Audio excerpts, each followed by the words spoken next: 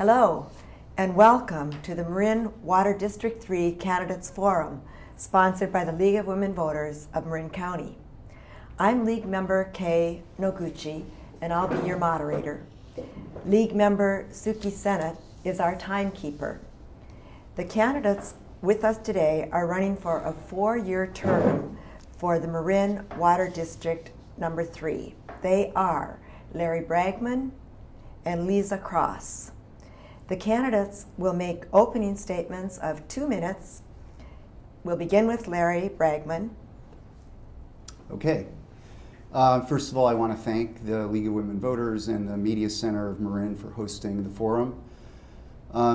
There are many critical issues that are going to be decided in this election that are going to affect the health and the well-being of our community. But in the 2 minutes that I get to introduce myself, I want to focus on 3 issues that I think require change at the district. First of all, we need to change the district policy on the use of toxic pesticides in the watershed. For the past 9 years, the district has spent over $600,000 and many staff hours studying the use of Monsanto-style weed killer in the watershed. There's already a wealth of scientific evidence establishing the toxicity of these dangerous chemicals. And they establish that they're indiscriminate in their effect on habitat and will degrade and eventually find their way into our reservoirs. It's time to declare our watershed to be a toxic pesticide-free zone. Secondly, the district needs to change course on reducing the threat of fire in the watershed. There are thousands of homes surrounding the watershed that are in danger of a wildfire should one start. The district needs to re-engage with the TAM fire crew and local conservation crews and begin actual vegetation reduction. That will reduce the fire threat in the district. Lastly, the district needs to abandon plans to pursue a $45 million pipeline over the Richmond Bridge. This is only going to tie the district and the ratepayers into uncertain and unreliable sources of water. Instead, we need to invest that money into our local watershed economy, conservation, innovation, and efficiency. So those are the 3 big issues I see in this campaign, and I welcome the opportunity to discuss them tonight. Very good. Thank you. Thank you. My name is Liza Crosse. I'm the current representative serving Division 3 of the Marin Municipal Water District Board. It's been my honor to serve and my pleasure. As a little girl, I fell in love with the watery places of Marin County playing in Lagunitas Creek. But it wasn't until I was appointed to the Lagunitas Creek Technical Advisory Committee that I had the opportunity to give back to the resources that I care so much about. I learned on that committee about the resources and our watersheds and about the water district and the regulatory arena in which they all operate. And I was inspired by that experience to go out and volunteer with a series of nonprofits and other agencies in the watershed protection and conservation arenas. And then about 3.5 years ago, I was appointed to the Water Rates Advisory Committee of the district, serving as a volunteer, and I learned about the complexities of the financial management of the district, as well as the difficulty of rate setting. And it was that experience that led me to know that I really care about the district deeply. And I would say that when David Behar, then my predecessor, had to step down from his position, I knew that I was ready to apply to be appointed to the board. I had the knowledge and the experience and the maturity to serve well. And I'm happy to say that the district is currently in great shape. We're in good financial order. We're taking care of our infrastructure. There are 3 critical issues before us. Number one of highest importance is drought preparedness. We have to do better to be prepared for a multi-year drought. Taking care of the watershed is a critical priority. We have an enormous fire hazard and a biological disaster unfolding before us. Lastly, I would say that I'm concerned about rates and making sure that the amount that we charge our customers is commensurate with the actual cost of producing water. Thank you for the opportunity to speak with you today. Thank you both. Now for the questions. The candidates will have 1.5 minutes to answer. The first to answer will be Liza Crosse.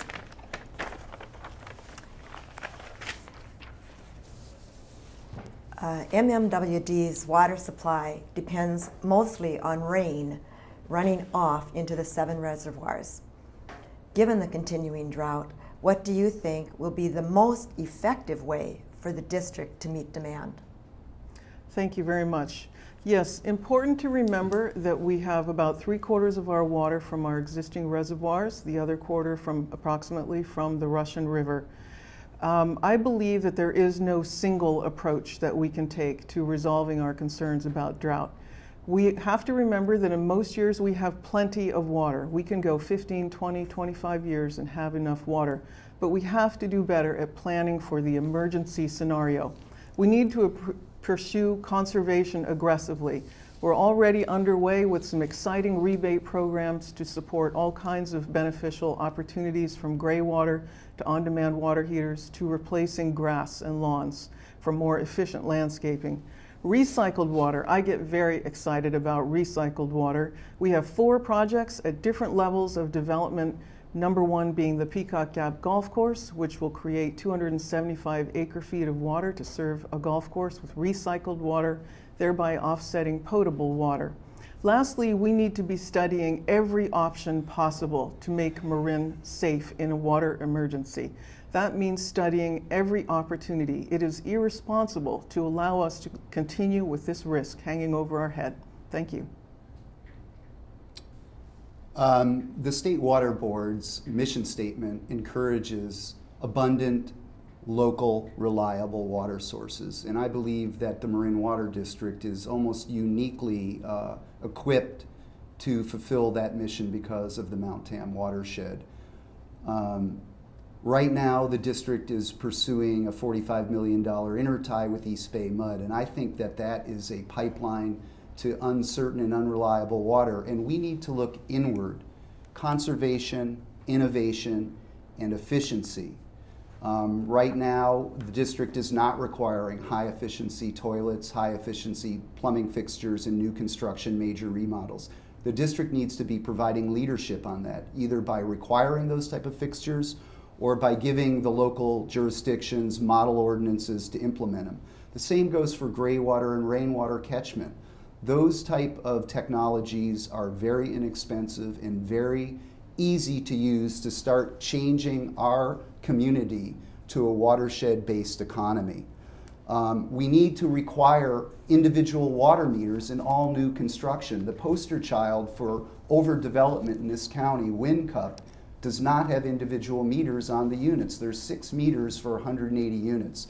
We need to start requiring individual meters on all new construction so that everybody has an incentive to save and conserve.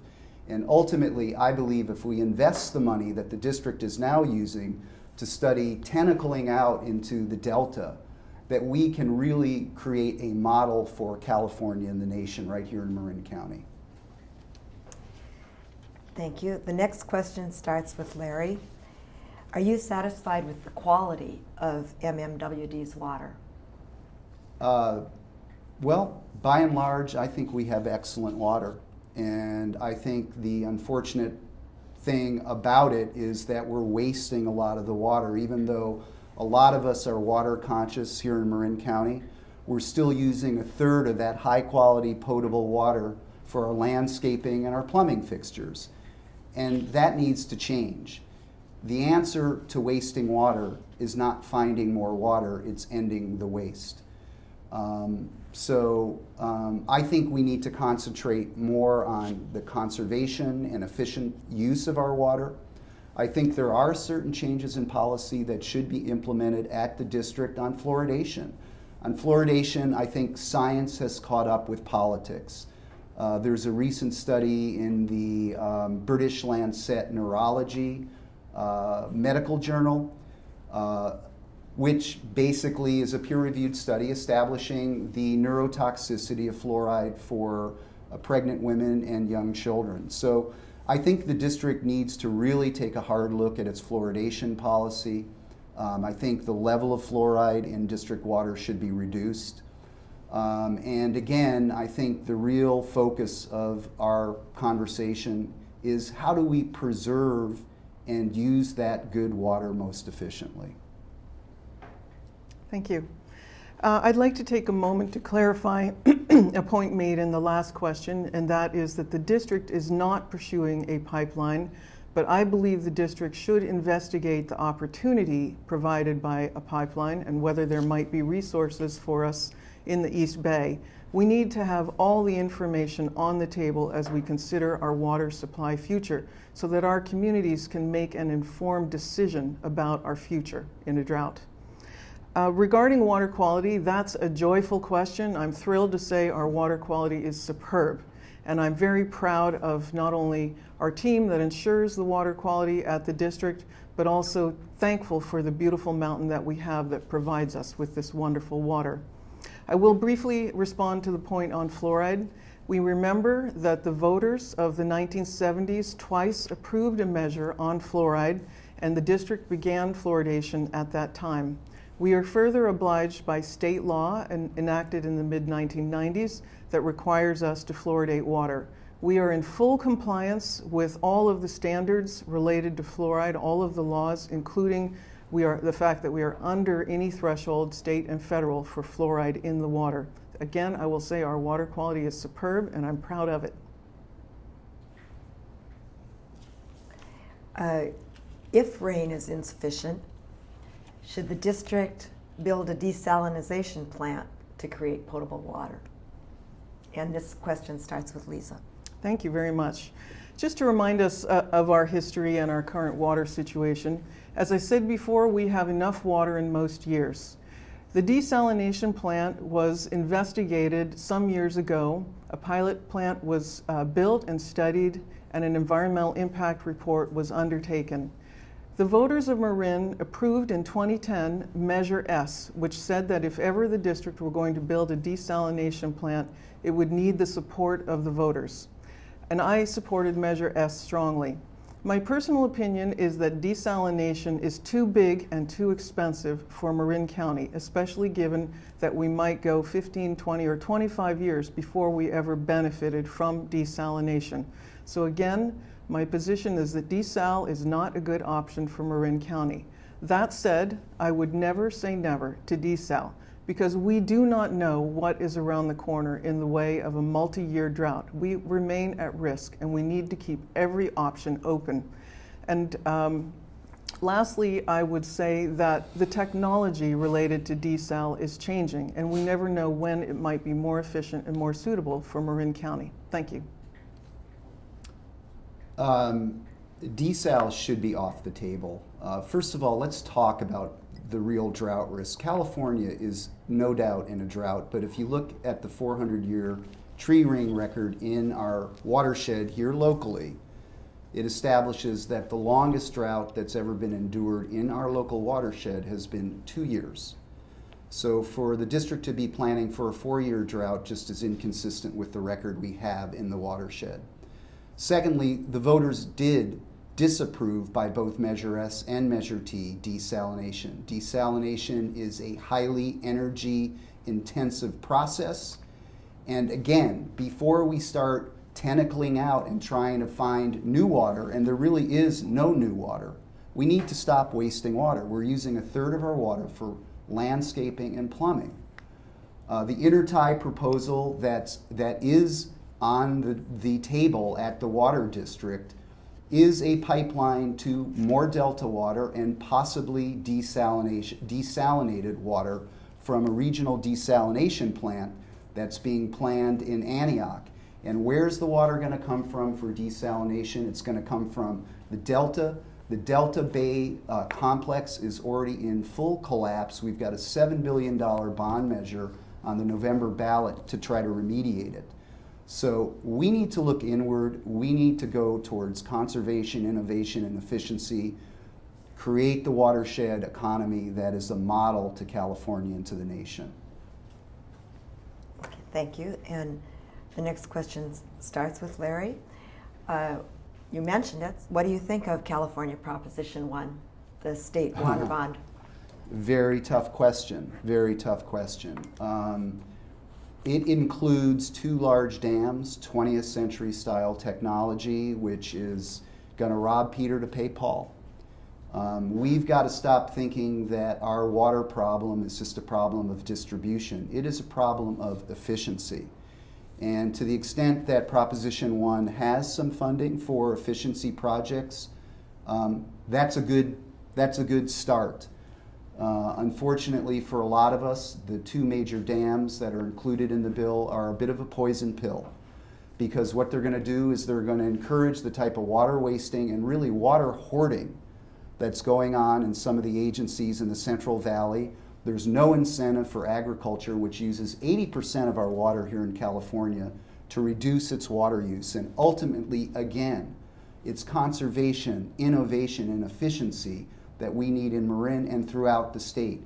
And I don't think Proposition 1 does enough to do that. It doesn't do enough to encourage changes in agricultural practices. It retains old-style dam building. And I think it's going to be a very tough question for voters. Thank you very much. Yes, the water bond proposal is a mixed bag, I would agree. Marin County has benefited enormously from past water bonds, and I do expect that this water bond, if it is enacted by the voters, will bring opportunities for Marin County. There's a program within the bond called the Integrated Resource Management Planning Opportunity, which basically supports programs that have multiple benefits. And the MMWD has successfully received a number of grants under water bonds that support fishery restoration and watershed protection. So I see that the water bond, while controversial and complex at the state level, does bring us some local opportunities. And I do hope that the voters of California will support the proposition. Thank you.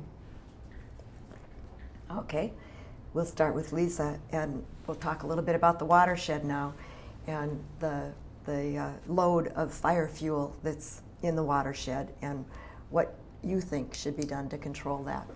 Very good, thank you.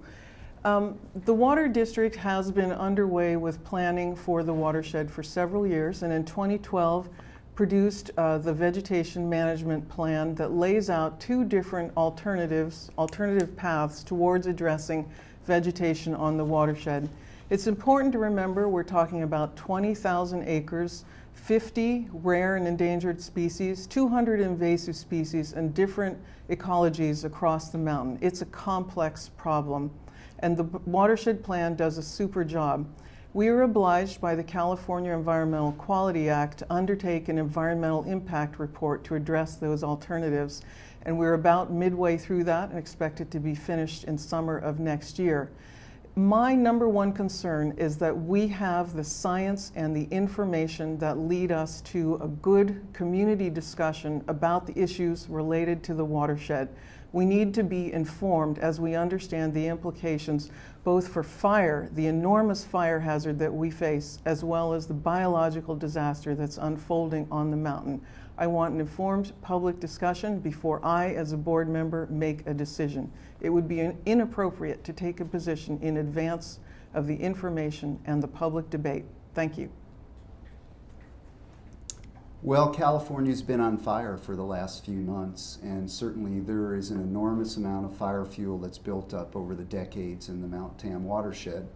And unfortunately, the district has, I think, gone off track, spending $600,000 studying the use of toxic pesticides in the watershed, which will not effectively reduce the fire fuel load in 90% of the watershed.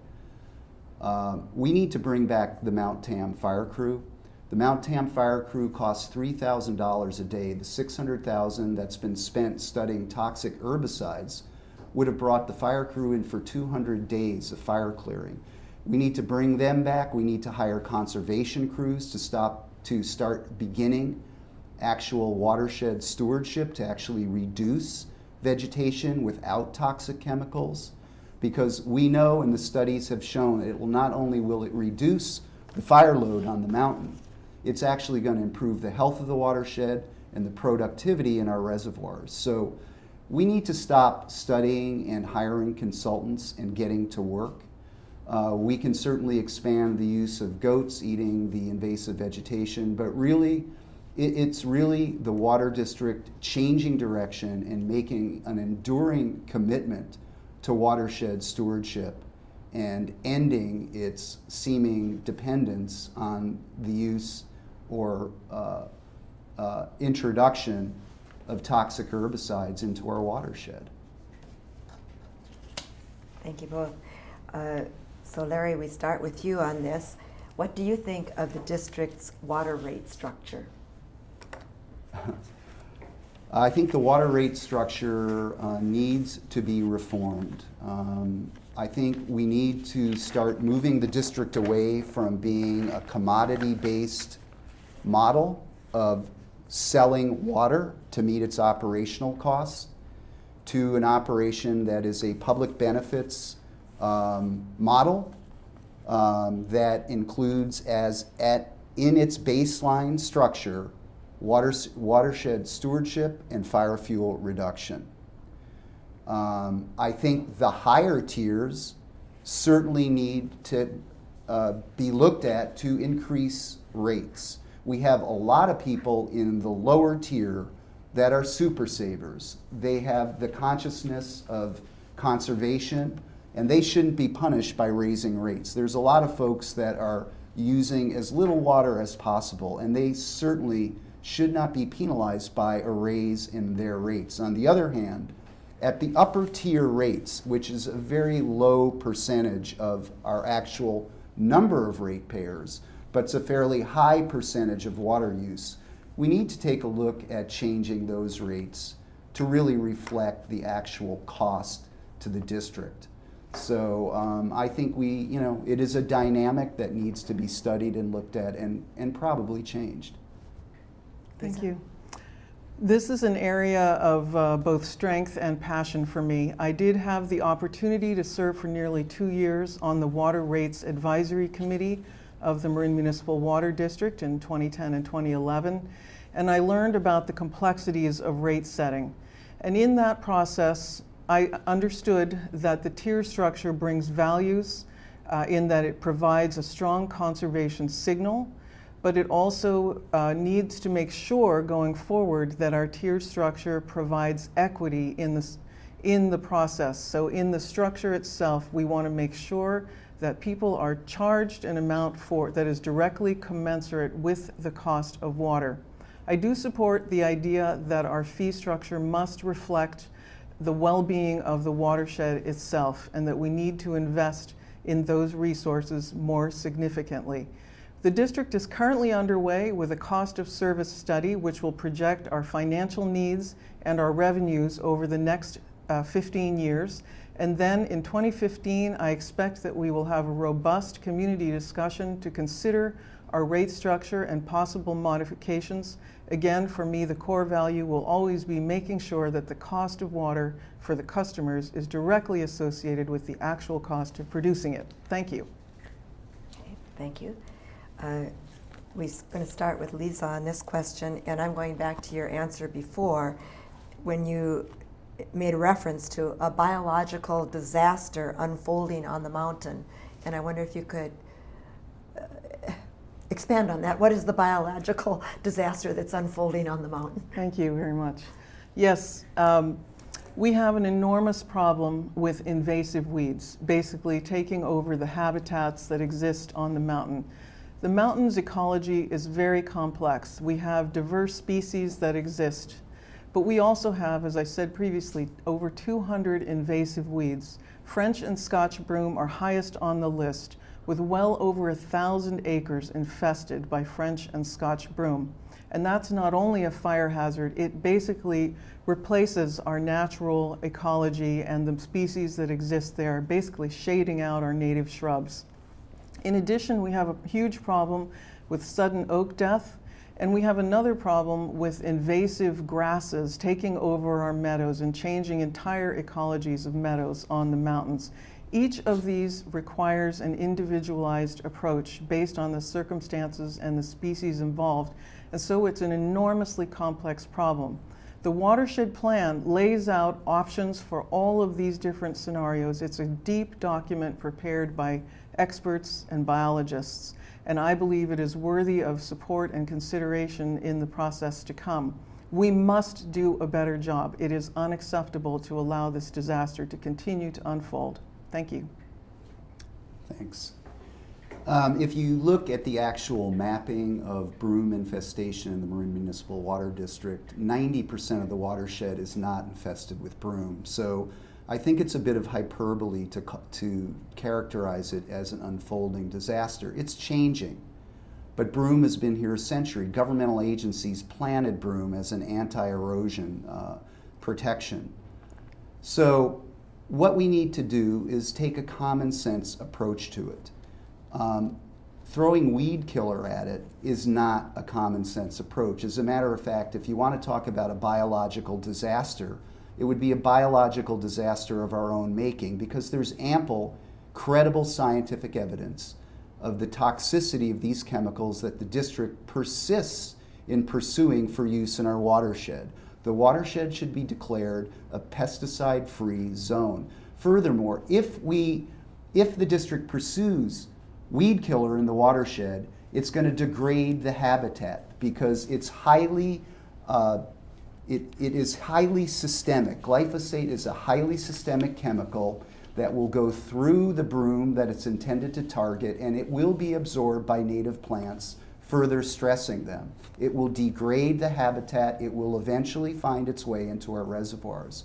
We need to be hiring conservation crews. We need to be re-engaging with the Mount Tam fire crew, and we need to make that enduring commitment to watershed stewardship. There aren't any silver bullets on this one. It's going to be hard work, and it's decades, but it's worth the investment. Thank you both. Lisa, how well does the district work with the public? How responsive is it to the public's concerns? Thank you. I'd like to take just a few seconds to clarify one point on the last question. The district has not used glyphosate on the watershed since 2007, and the vegetation management plan does not include spraying glyphosate. If it did, I would oppose that option. Regarding interacting with the public, we have a communications office which I believe does a great job. We put out information to the communities through many sources of media. We have a superb classroom program. We interact with thousands of young students every year, both in schools and on the watershed. And we have some superb volunteer programs. We're grateful for the many thousands of hours of volunteer service that are provided by our community members through both helping to remove invasive weeds and programs such as turtle monitors. So we interact with the community at many different levels and in many different ways. I think the district could continue to provide a more creative and attention-getting program to continue to urge conservation. That would be one area of improvement that I would support. Thank you.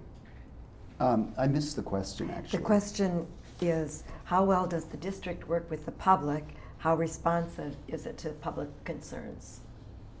Well, I mean, I think my candidacy is sort of a demonstration that it's not responding to public concerns. You know, the district's persisted in spending hundreds of thousands of dollars on studying glyphosate when there's already a wealth of credible scientific evidence establishing its toxicity. It's almost like the Marine Energy Authority deciding to study whether there's global warming. I mean, we know this is a fact already. We need to be dealing with it.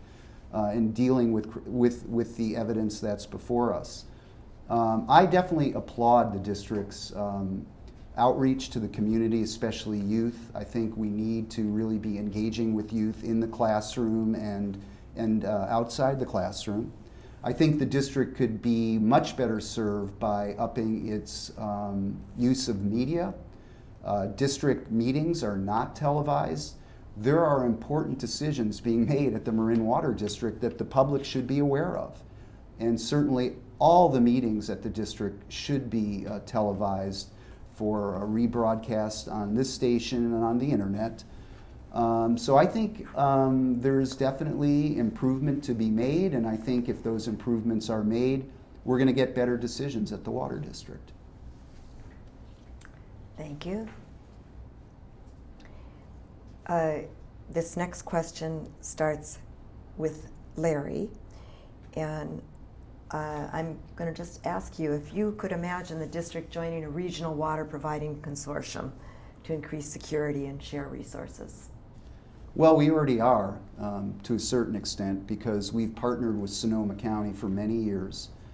And this is something that I don't think is being emphasized by the district and by Ms. Crosse, because what the district is not emphasizing is that Sonoma right now and the Russian Eel River Complex, which is where we're getting our water, is in deep stress. That district just got an emergency order from the State Water Board allowing it to draw down on the Russian River below optimal habitat levels.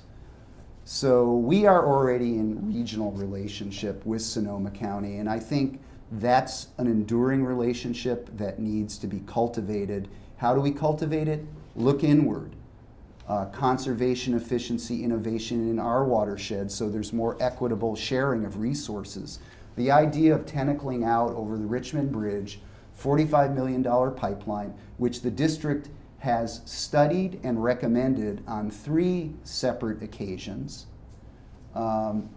is not a good idea. The Delta is in decline. We should not be another straw in the Delta. If we're relying on the Delta for emergency supplies of water, we may be surprised because there's 5 other water districts that are already drawing on it. So I think this pipeline idea is a non-starter. The funds that are being earmarked for that should be invested in our local watershed economy. Thank you. Yes, I absolutely believe in regional partnerships. We do have a strong partnership with the Sonoma County Water Agency. We have a contract for water supply through the Sonoma County Water Agency through 2054. The reservoir, which currently serves Marin County, has still about 2 years of water supply. I won't deny that complexities to the north exist. They have many issues that they face, but we do have a guarantee of supply through 2054. And in addition, the Sonoma County Water Agency is undertaking its own resiliency program and is asking its contractors, including the County of Marin, to participate in those resiliency efforts, and I support those efforts. I do believe that it is important for us to investigate opportunities for other partnerships to the east. I will underscore again, we have not studied the opportunities to the east. We have no understanding other than that the possibility for partnership exists. In the East Bay, there's a collaboration of agencies that are working for mutual aid. If there are opportunities for Marin to reduce our risk, I want us to be prepared to understand what those opportunities are. We cannot continue forward without investigating every opportunity for Marin. Thank you. Okay, the next question starts with Lisa. Should the district raise the dams to capture more rain and increase supply? Thank you. We will never raise dams in Marin County. For a start, it's important to understand that our watershed is only so big. The bowl that catches the rain cannot be expanded. Our mountains and valleys will never get bigger. And our rainfall is the biggest variable. When those dams were built, they were studied carefully to provide the optimal catchment. And when our reservoirs spill, in most years they only spill a little bit, which confirms that they are at the right size. In addition, the regulatory arena around dams is very strict. The permit for every dam comes with a certain allowed volume that's partly related to the need to make sure that enough fresh water is going down the streams for the fisheries and other species that live there. So we have a strict regulatory environment.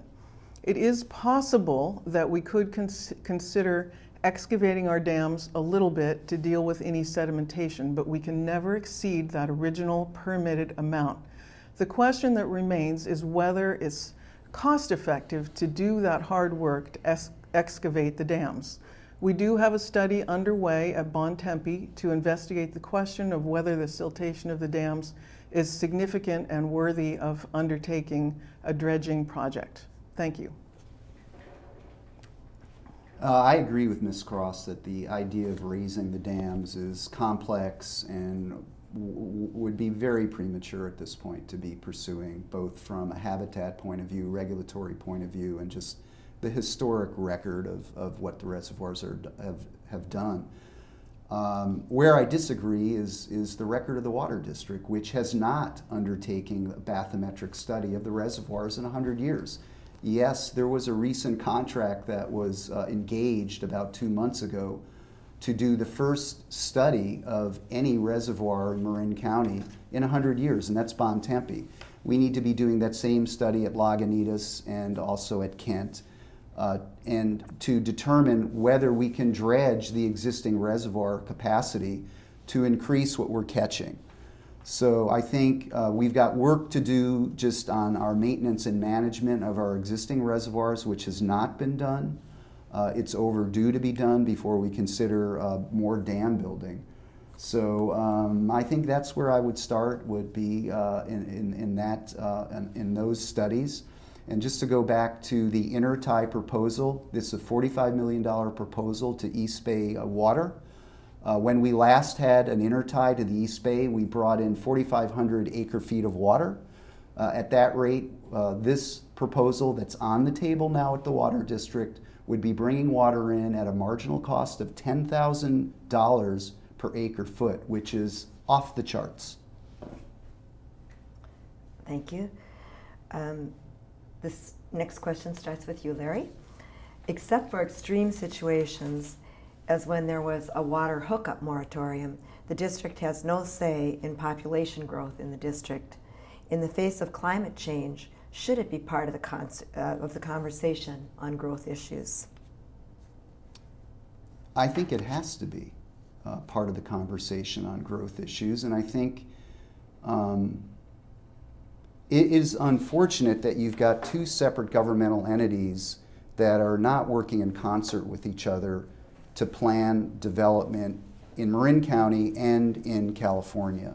You've got the Board of Supervisors and local jurisdictions, which are listening to regional authorities like ABAG about development, and you've got the Water District, which has its own jurisdiction over water, and there is not enough collaboration. There's dictation from one entity to the other, and I think if we want to attain sustainability and resiliency, we've got to start controlling development based on available resources.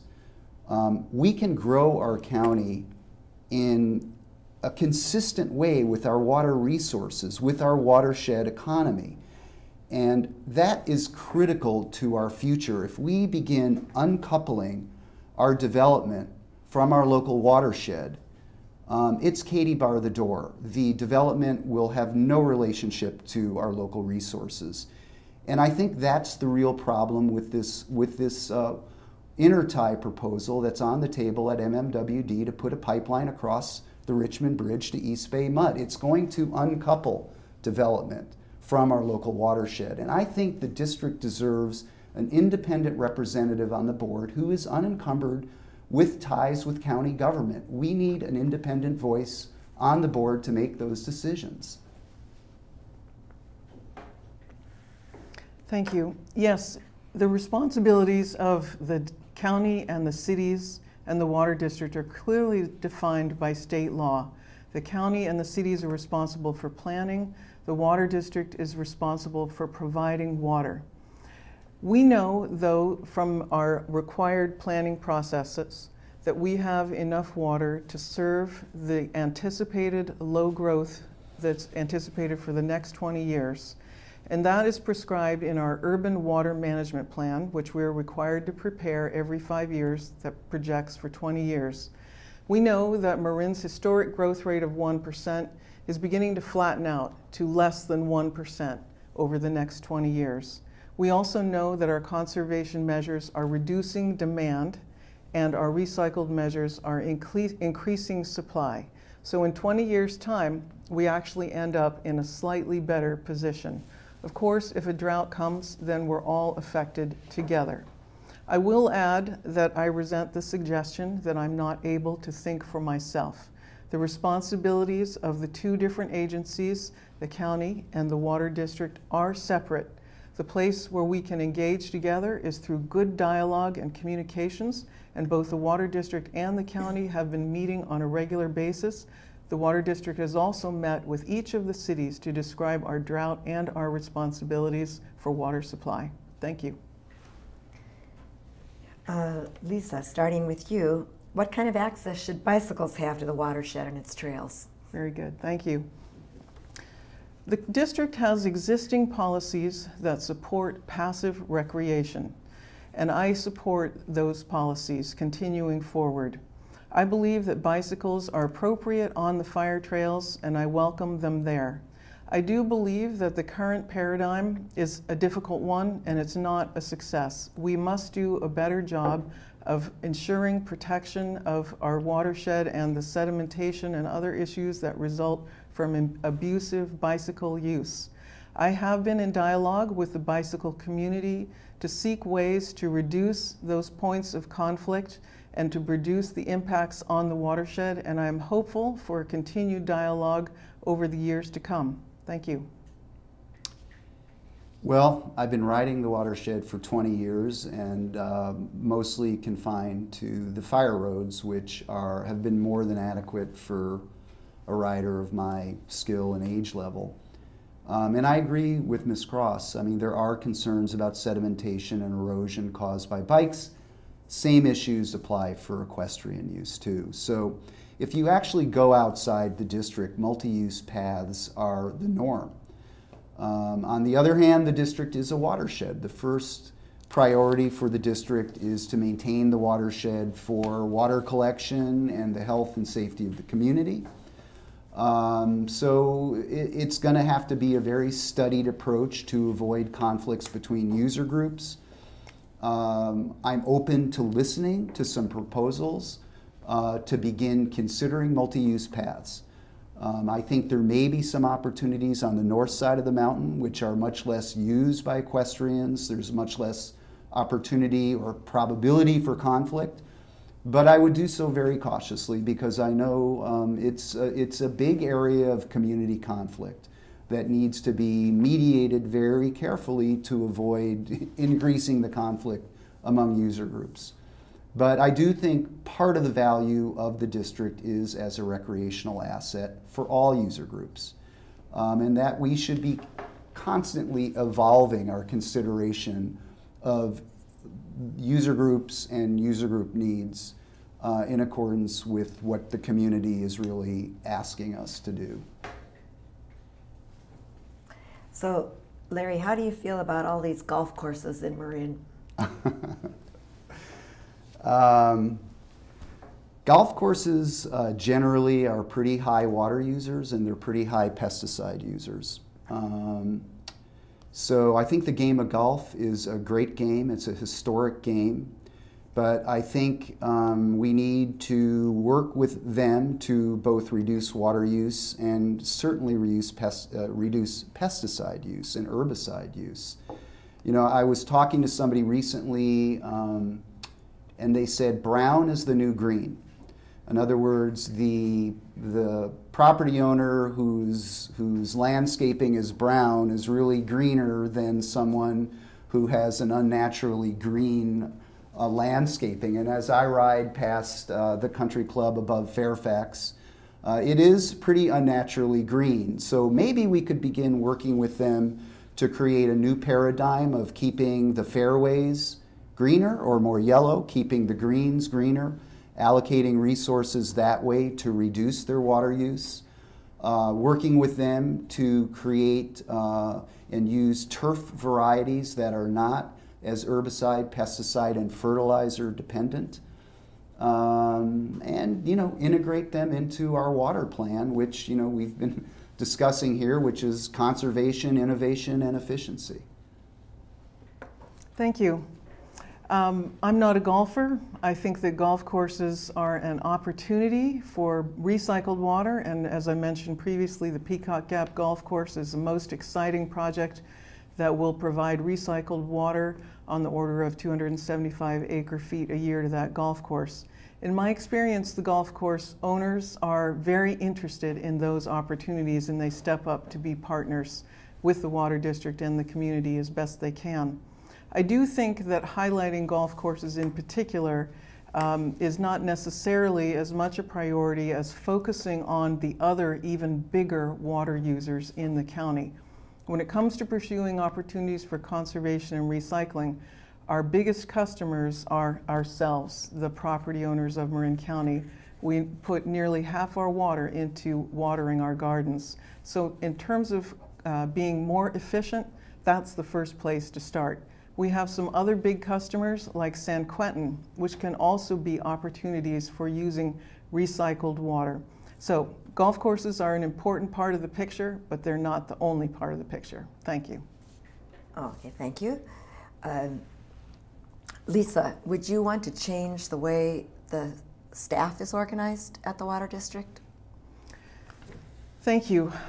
One of the greatest joys of my service on the board has been getting to know the staff of MMWD. From the folks on the street to the managers, they are an incredibly dedicated crew, and I'm honored to work with them and to have the support of SEIU 1021. They've endorsed me, and I'm thrilled to have that support. I do believe that overall the district, in terms of its staffing, is very appropriately organized. I'm always interested in the idea of innovation and supporting the creativity on the part of the staff. And I do find, as I go day to day, that people are thinking creatively all the time about how they can do a better job. I also really appreciate the fact that our staff, by and large, are very responsive to customers. I hear such great things on the street that, again, it makes me proud every day. But as I said, I always am encouraging innovation and good communications within the Water District team. Thank you very much. I think we might begin to think about reallocating resources at the Water District. Certainly there is a tendency to, I think, engineer our way out of our current problems. $45 million intertie is an example of that. We may begin to think about reallocating resources as far as our watershed stewardship is concerned. Hiring conservation crews at a living wage to go in there and actually start reducing the fire fuel load and attacking the broom problem. I also think the Water District should consider ending its contract with Marin County Sheriff and hiring more Water District Rangers to patrol Water District lands. No one knows the district better than the rangers that work it day in and day out. And I'm surprised the Water District has contracted out with County Sheriff's Department and reduced its ranger staff when there is undoubtedly a problem of people getting up into the watershed doing illegal grows which are very damaging to the watershed. So that's an area, another area I think we should consider reallocating resources at the watershed or at the Water District. And those are some changes that I would like to steer the Water District towards if I were elected to serve on the board. Thank you. And this question starts with you, Larry. How effectively do you think the district functions, and is it efficient? That's a broad question. You know, as I discussed earlier in our program, there's been a lot of inefficiencies as far as the use of consultants and studies with herbicides. $600,000, probably close to $1 million has been spent on that study alone over the last 10 years. The intertie proposal, that was another no-bid $300,000 consultancy. So, and it's true with all government. I don't want to just be focusing on the Water District alone when I say there can be more efficient use of our own internal resources to get some of the studies done that we need to get done for our ratepayers, because a lot of the bigger governmental agencies are contracting out for consultancy on projects that really should be kept in-house. For example, I think the district is contracting out for public relations efforts with the ratepayers. You know, maybe that's the type of thing that should be done by the district staff itself or by the board members that serve the district. So I think there's opportunities to increase efficiency at the water district. There's certainly opportunities to increase our water use and our water development patterns that the district should be leading the county on. And those are the opportunities I'd like to pursue. Thank you. Regarding effectiveness, I'm happy to report that there's a lot to brag about at the district. As I mentioned before, we're in great financial shape. We have a strong reserve and we're well managed from the top down. You've already heard me talk about how wonderful our staff are. Overall, customer satisfaction is very high.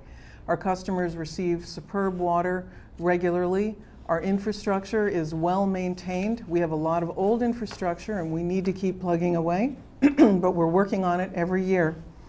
I would add that we're also doing our best to take care of our resources, and where those issues remain in the watershed, we have a clear plan to move forward. We are being effective. Lastly, I would say that we use our staff well for the diverse array of work that is required by the district. We hire consultants only when we need a very special form of work that is outside the scope of work that our staff currently do. We are well run, we're efficient, and we're effective. Thank you. Well, thank you both. That concludes my questions. Before I ask you to make your closing statements, I want to give the viewers some important dates. Election Day is Tuesday, November 4th.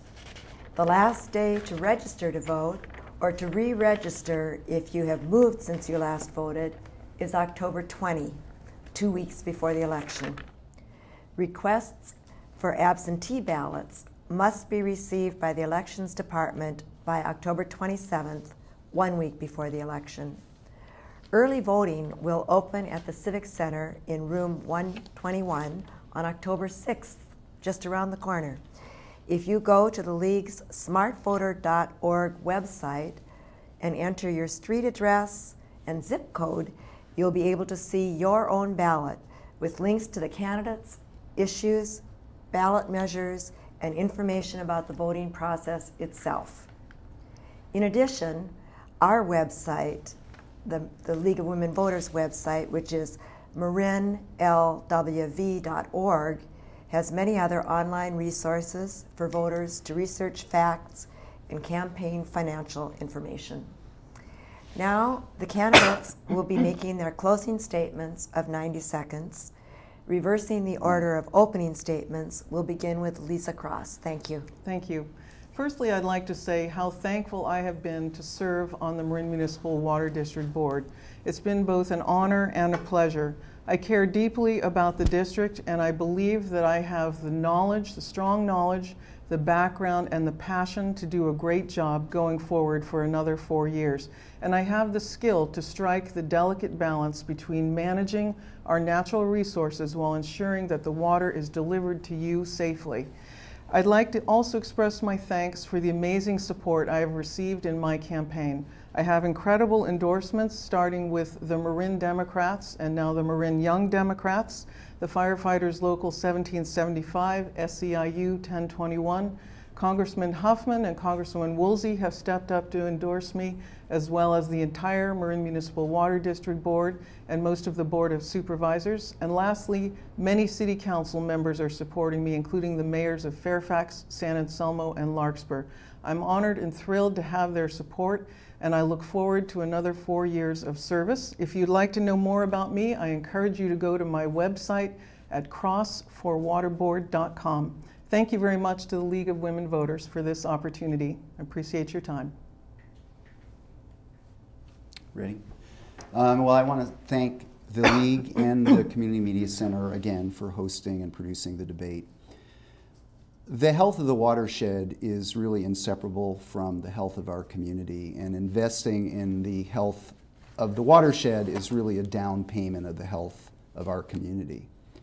And I believe that we need to change the way we do business at the watershed in order to build a more resilient and a healthier water supply. We need to change water district policy on the use of toxic chemicals in the watershed.